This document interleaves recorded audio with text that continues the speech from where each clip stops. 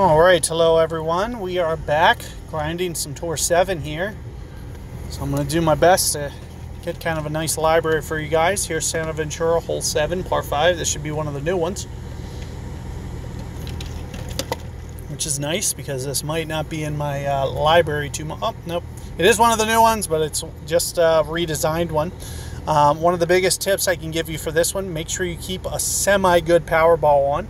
And that's what you see me doing here with a katana, because the second shot, it's not because of the first shot, because as you can see, I don't need power here. It's going to be because of the second shot entirely.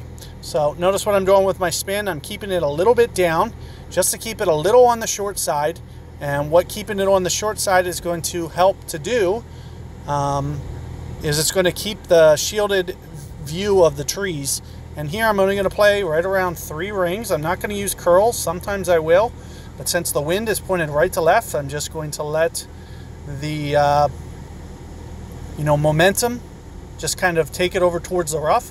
And notice how I am keeping it short, like I mentioned. Keeping it short here.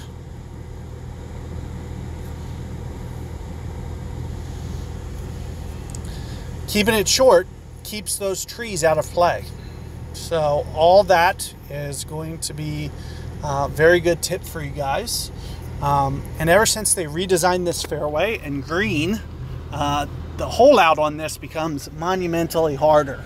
You used to sometimes be able to get it. Now it's almost virtually it's a roll of the dice. Like, you can do everything right. I can give you the best strategy to try to hold it, and it's still going to be total luck if you actually make it, because the fairway just has so many little bumps, ridges. Very hard to get it grooving on the right path to go towards the hole. You can see them basically photoshopped in there. That's what it looks like. It looks like just a Photoshop picture. But what you're going to see is I'll use a lot of side spin and just kind of go at it like this, and I'll try to size up my rollout. I don't think 2 is going to be quite enough from what I'm looking for, so I'm going to try to do 3 top spin. Additionally, you can see what I'm doing with my ball guide. I'm keeping it just a little bit to the right of the hole.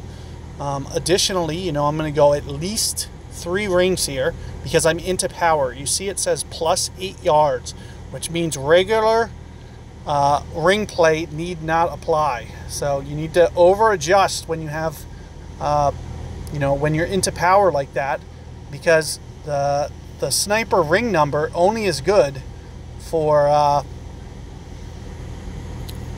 max distance. So there you can see I'm at plus 8, which means with a katana ball it's about 5% extra, I believe, on a katana ball. So whatever max distance is, I'm 5% beyond that, so you'll see it plus 8 yards for that hole. And you can see just kind of one of the good things about using a katana for this hole is the fact that you have that extra side spin to make that shot that much easier.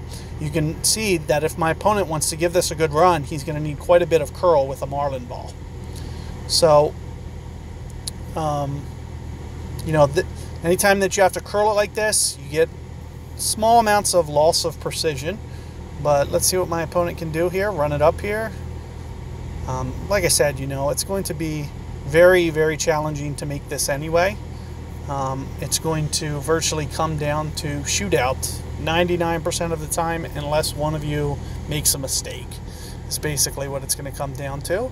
So with that being said, for the short term, I'm going to split up this and shootout videos so I can kind of divide and get the shootouts in the right places that they need to go until I get a little bit more of an inventory, because Tour 7 has my weakest inventory bank. So I'm going to split these videos up, and I'll pick up with you guys momentarily.